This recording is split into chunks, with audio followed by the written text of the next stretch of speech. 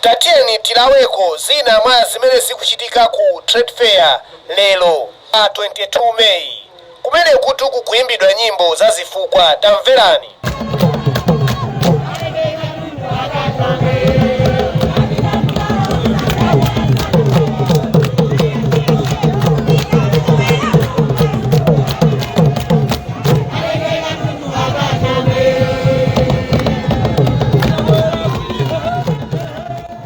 Musaiwale kupanga like, comment, komanso subscribe. Tatieni tilaweni mwachangu nchangu.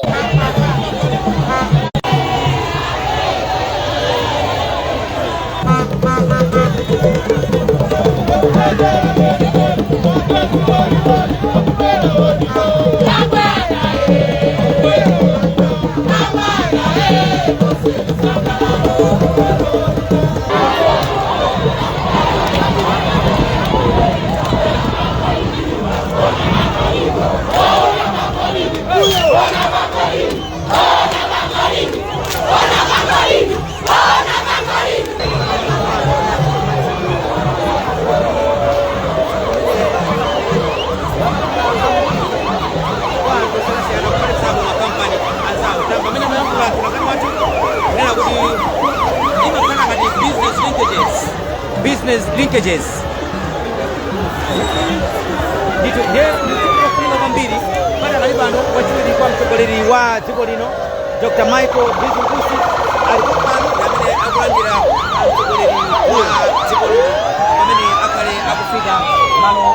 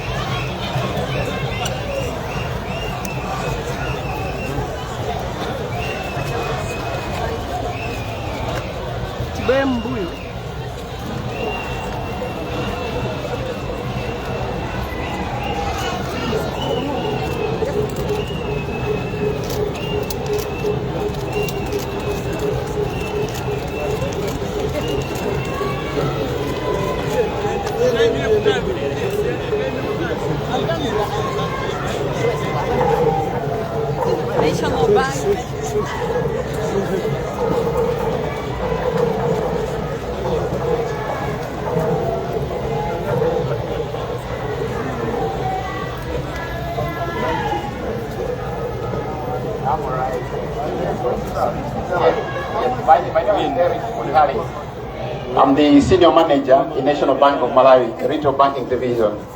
Yeah, we've been part of this trade fair.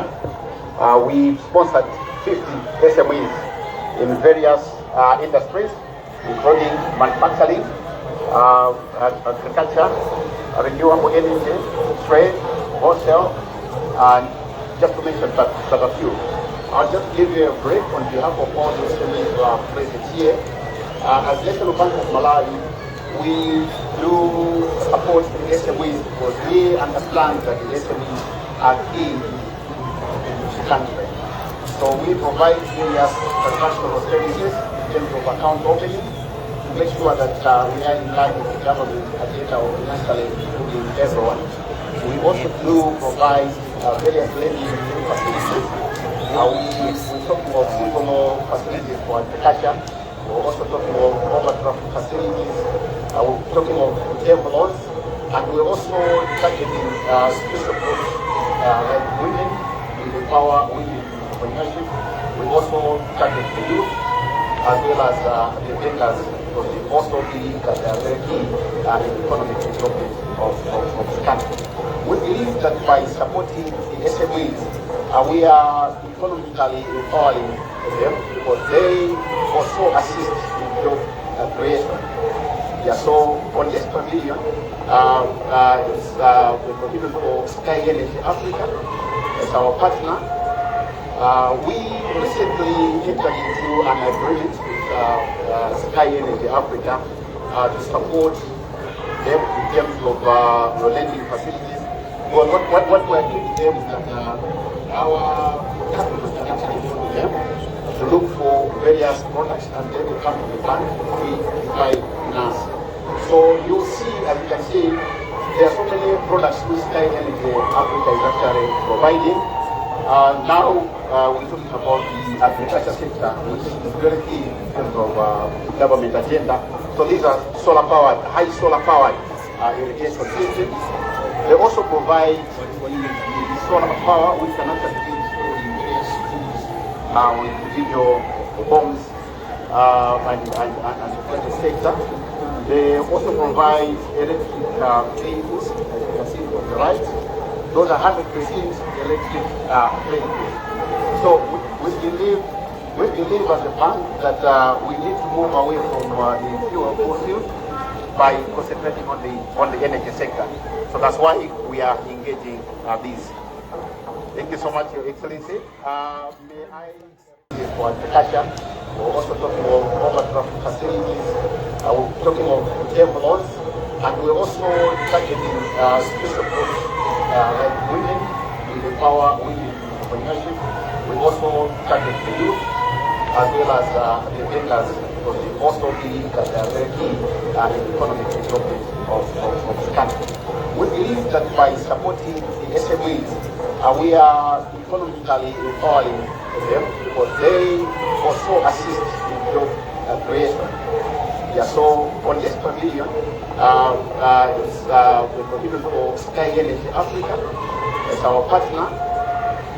We recently entered into an agreement with Sky Energy Africa to support them in terms of lending facilities. Well, what we are doing with them is that our customers can actually go to them to look for various products and then they come to the bank to buy finance.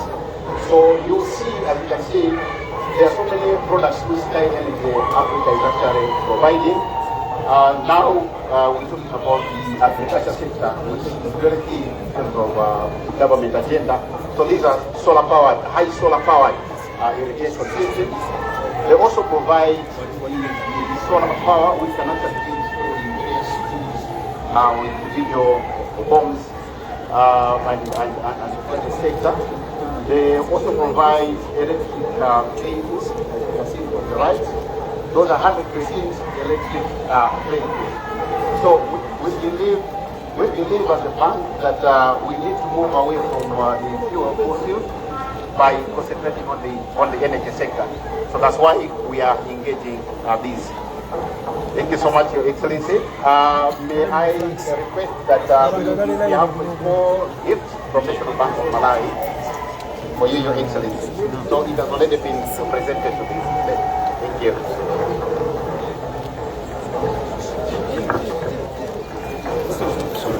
All right. So Your Excellency, I was just thinking about empowering women. As you can actually see these stands, these are women who are actually benefiting from what we call our So they're doing quite well, as you can actually see what they are presenting to us. Yeah, so you see, I think this is quite fantastic indeed. These ones are providing.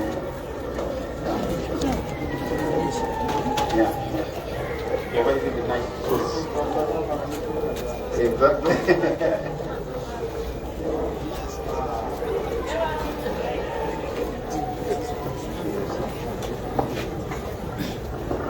Wow. Yeah.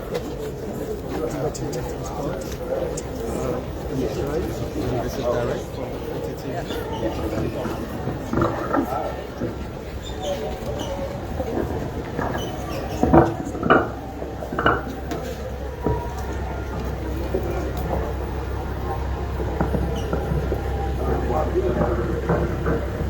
All right, so my name is Adrian Jamruga, representing First Capital Bank. We have been in existence for 3 decades, which is a belief that we have represented the support to SMEs. So what we have done today is we have funded 10 SMEs.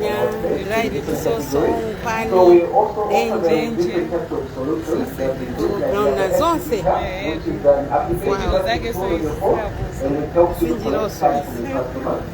We do have other solutions like internet banking and SCB app that allows you to make payments like for taxes, for bill payments and other supply payments. So without further ado, I will allow one of the SMEs to attest to that. Wow.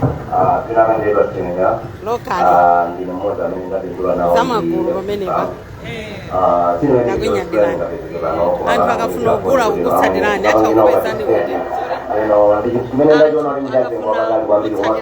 adzagule nawo atha kupezani ndinosanga kwambiri business yanga pakadali panopa ndinalemba anyamalokola folo amene ndimathandizana nawo so ndidamalira skulu naona kuti isamakutalaya naneso ndisakupeza lino somene wandibvera ndidalisa pampena so kubwera pamene ndasanga lino ndabona ni komanso makutanjetingati ingakhale kotheka kuti thandizako lino kuti kusaka business pakwe pali mwina ni mwina mmene timafungira mwina wakatapezeka mpado lino ndikafabika loni kuti losakumalibano anyamalira tisokhala zosangala kwambiri ifeyo ndi mbali yano amalima kumasuwa mitwenda timakagula mbali ya kusendola so ya mteza imakagula kakunyandira imavilasi kakunyandira ziko zokongola tu awa mapira amene watimakula uchirenga okay.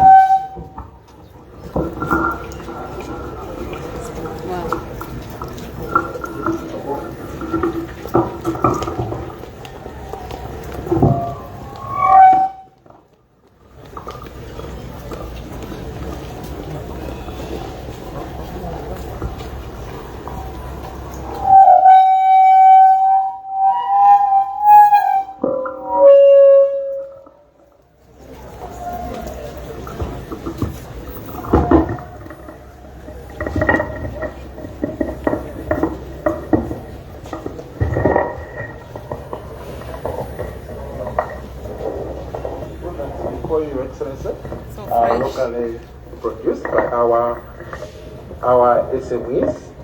Yeah, and as you can see, Your Excellency, these are security boots, and this is for our police officers.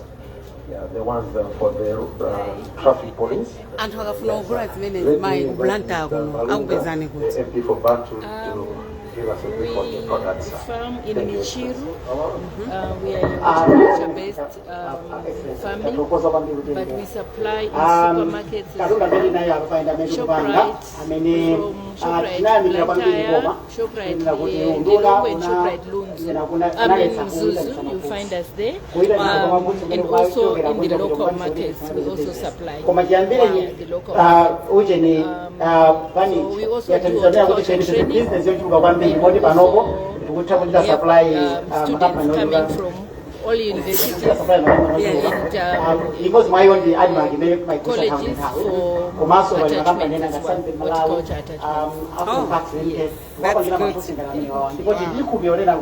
zimene boma layamba kudzera mundu nawene zishanisa kwambiri komanso ubalo umene ulipo pakati pa ife ndi boma kudzera ku ministry ngati anduna makhala kuyendera makampani mwathu komanso adaresa akakuyendera kwambiri ndipo ubalo umene utati upitiyende kuti dziko lathu lino latukuka basi kuti kwefe kumenda kuona ndizo kuti ife tapita Your celery, your lettuce, your spinach, your kale, your tomato, your English cucumber, Ashley cucumber, your kolowa.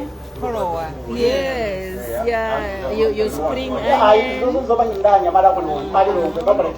Ready to make your salads and healthy. Yeah, thank you very much.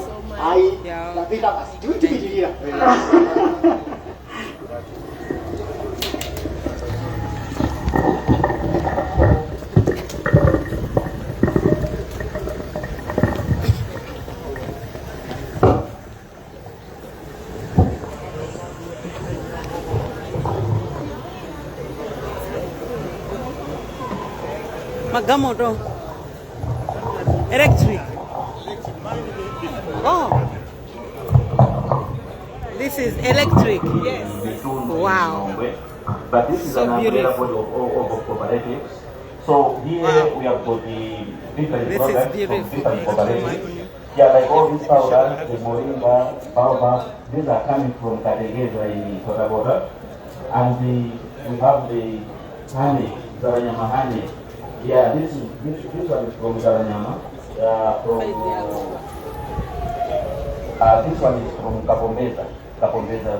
Yes, from Kapombeza cooperative. Yeah, and then we have rice, Kalindo rice. That one is from Kaikai in Kotagota. Yeah, and we have the hibiscus products. These are from Zakutimba in Toro. So we are gathering all over Malawi. We are just getting products from those cooperatives, and then we do value addition in between, and then we supply in different supermarkets. Like our products, we can get them at the food trucks, at the 7-Eleven, as well as the Santa Plaza, and the different pharmacies as well. Yes. Thank you.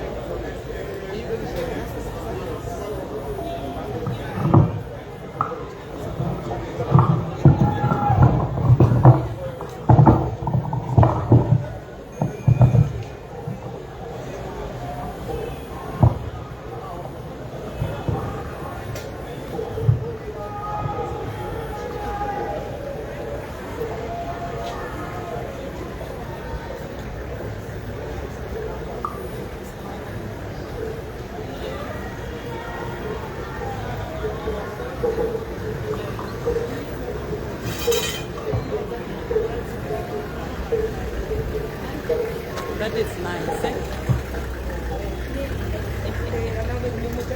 That. Yes, it's how much?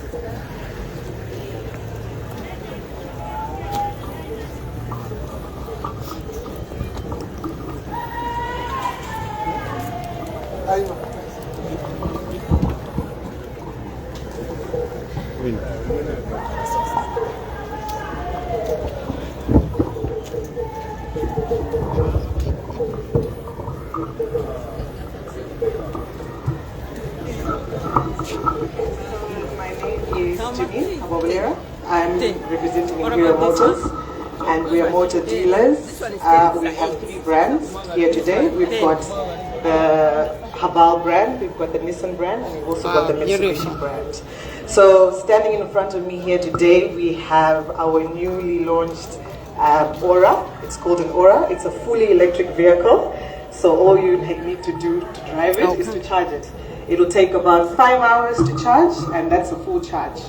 And it'll take you to 310 kilometers, so you can drive it for at least 2 weeks until your next charge. The full charge takes about maybe 5,000 kwacha maximum to charge. Yeah. So how times I can take it 3 weeks? 3 weeks, yes, definitely. Thank you.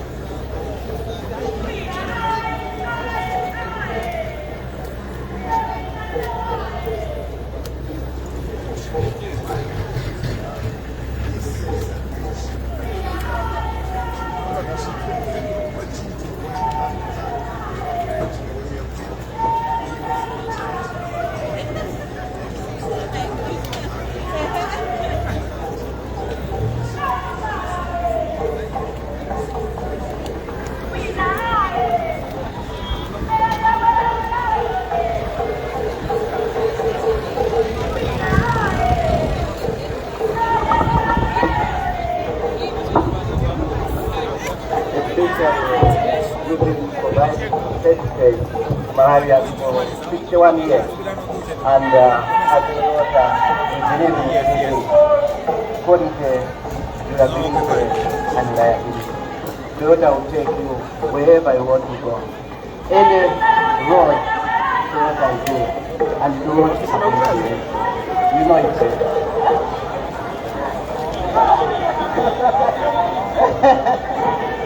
Thank you so much for talking.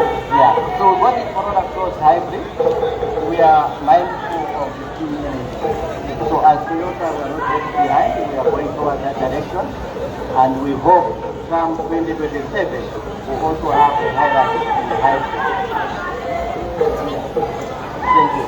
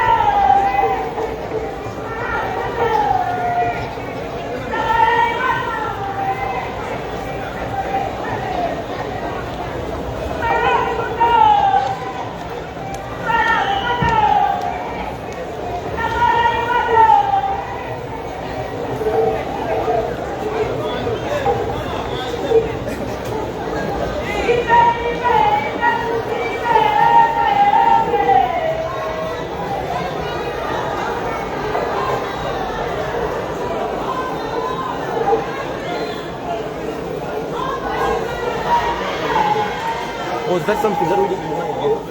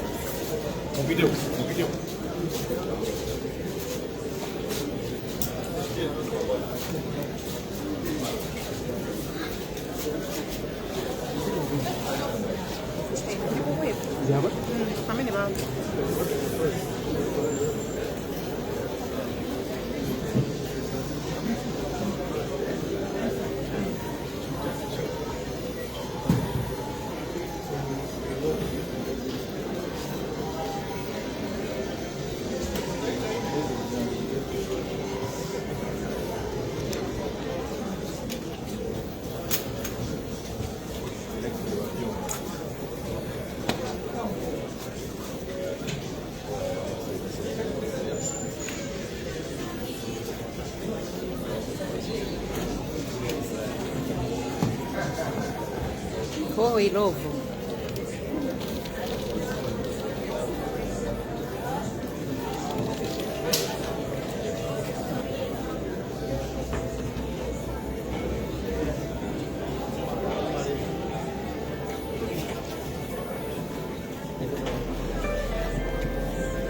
Salima.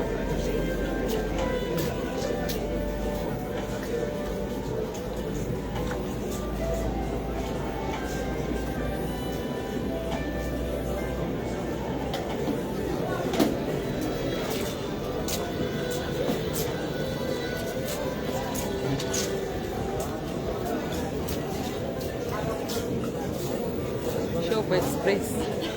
What's there?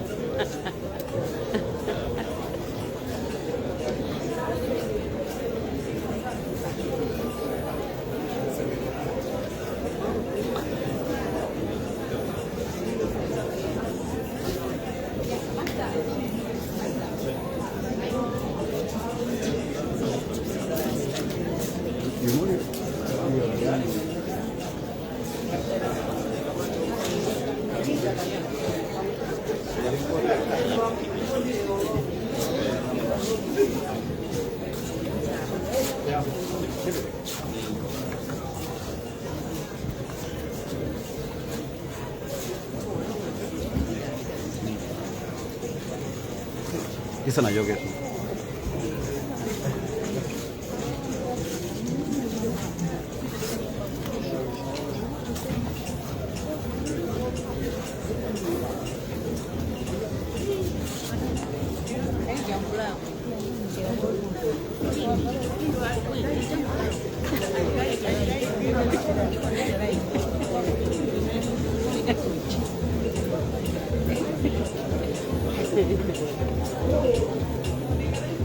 That's fun.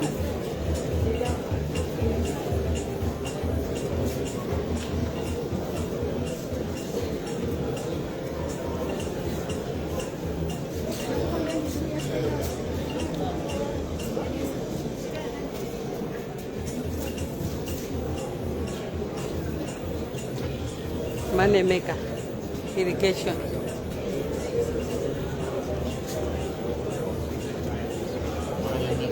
Money maker, irrigation. Wow.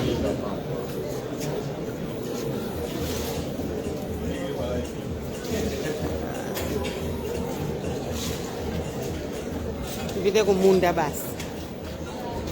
Alimi umwe wao sifike. Alimi angona ngono. Ndofunikira kwambiri pa chuma cha chino. So ifezi nebupanga bano. Kita international. Timapanga mapambo amene amayenera kwambiri alimi angona ngono. Mapambo wa ndosavuta kunyikisa. Koro muntu ngatuli ndikaoneka utogura. Well, this one does 2 acres per day. 2 acres per day. Ndikachani kamene? Mene ndi money maker max. Money maker max. Ichedo pamwe. Timagwisa chino mavazi basi. Koma ngati yakale kale ichi cholimba kwambiri chicha ali. Zamakono zofewa kwambiri. Ndekuti ukupanga ma exercise kupanga pampu. Ukupanga ma exercise ulimiso okuyenda uku ukwanisa kuthini. Wow. Zose zabwino. That's what was it. Sure.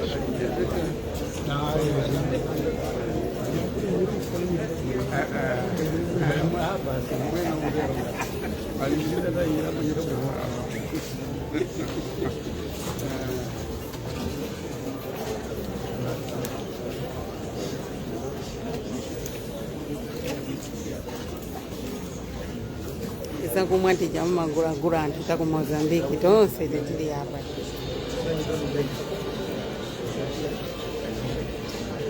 Tonse tili hapa. This is Mozambique.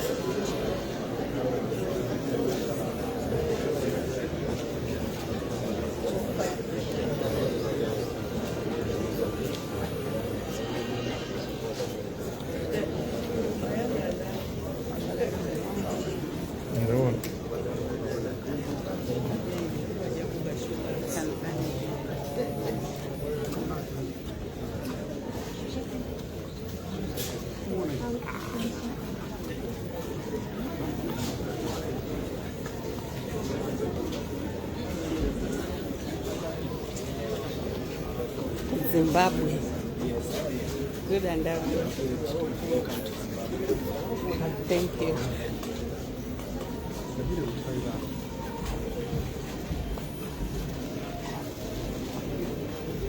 Hi.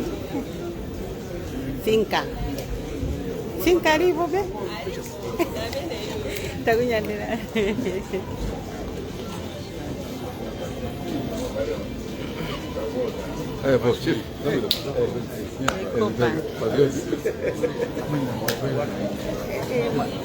Kuchita kuoneka kuti mama mwamwangale chibuku chimodzi.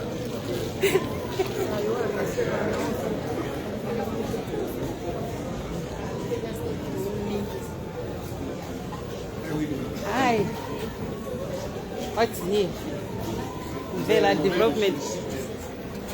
Vela. What is it about Vela? It's a secondary city which has been developed in Goa, very business city, and we are earmarking to have infrastructure development, ICT development in this city, and we have also sort of the art stadium in this city, and airport, international airport. Within Vela? Within Vela. Wow. It will be a massive, good infrastructures in this place. So we are praying for international and local investors in the city. When are they going to be done? To start. They can start now because the Development Corporation is already registered as a company to run the property. So they can start now because everything is set for that. We have land given to us, lease we have in place, land compensation done, and everything else.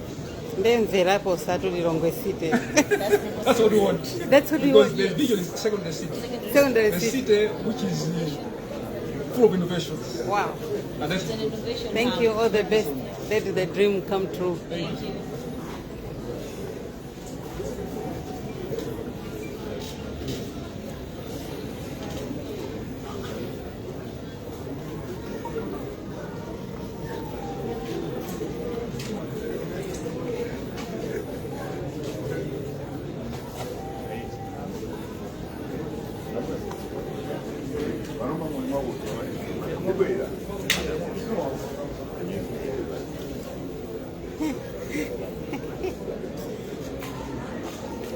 Oh, dab. This is dab now. Dab. Kudabu kulizintrutu. Wow. Dab mango zwa happy hour. Komono simazo ma projects. Happy hour jama ditiniza kwa. Happy hour. Happy hour ni mafusodi makula zovala. Mungatika gura zovala zija. Rama ija ikutaniza kuchita rani kwa shamsu. Tikagura zovala inuyo mkumapanga izizi. Ani akukuza graduation schools kunzi services au primary school. Wow. Dabu ya kai? Yes. Mwati kufunzisa ja? Teacher training college, teaching primary school teachers. Wow. Oh, the materials. Yes. The improvised one. Yes. But then we also train the teachers themselves. They are trained. Wow. Dab. Osangoona kuti dab ya have our yokai. But you also did development projects. Wow. Because for those projects to operate, you get the funding from selling at the second-hand place. Literally.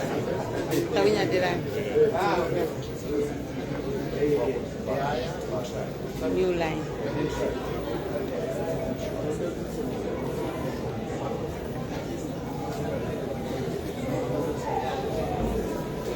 Sweet.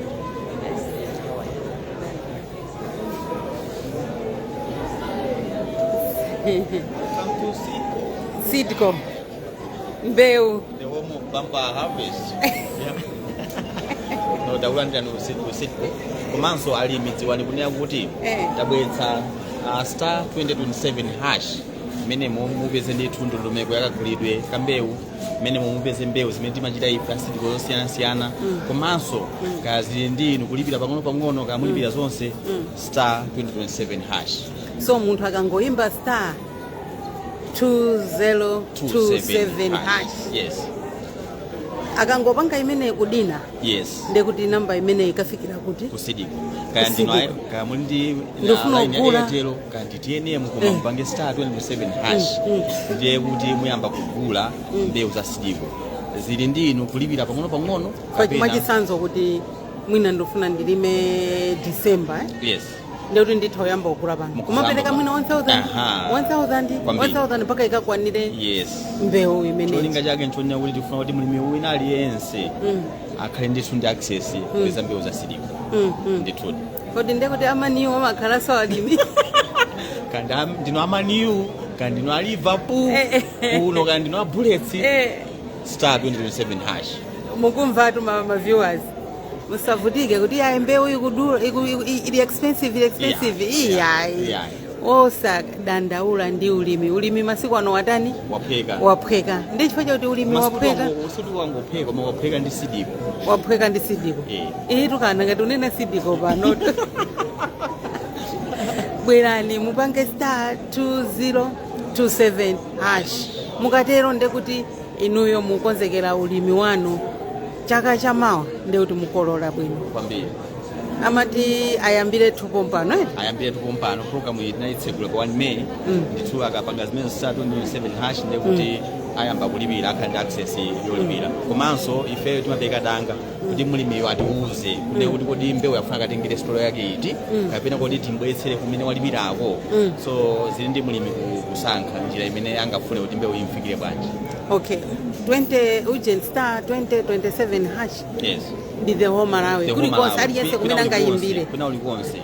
Amalankhulidwa bwinobwino si automatic ija mangoti hello hold on. Iyi ndi USSD ngati mene mabangira kuti mukafuna kugula magetsi pa Airtel pa star 211 hash ndipo pamubwera ndondomeko. Pamubwera mukufuna chakuti zimenezi. Ndi chimodzi mosalankhulana ndi munthu koma pabwera ndondomeko pa phone paja. Ndiye atsatire ndondomeko imeneyo. Tathokoza. Zikumwambiri. Takunyadira. Sikulopamba. Zikumwambiri.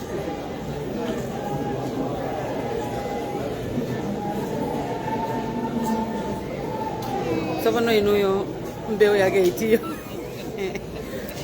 Mukugwira mbewu yake itiyo. Paja pali mbewu zosiyana-siyana. Ino mtundu wake ndi uti? Njovu. Inu kalulu? Mbidzi.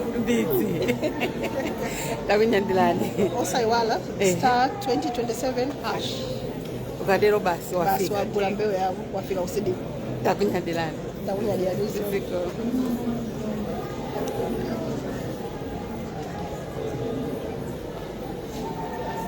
Komosa na maleply kuli zinthu zabwino. Leply. Look at that bit. Leply. Beautiful one. Kuli zinthu zabwino ku leply. Yes. Beautiful. Kuli zambiri mbili. There is plywood, blackboard, zonse zili kule prime space. At affordable price.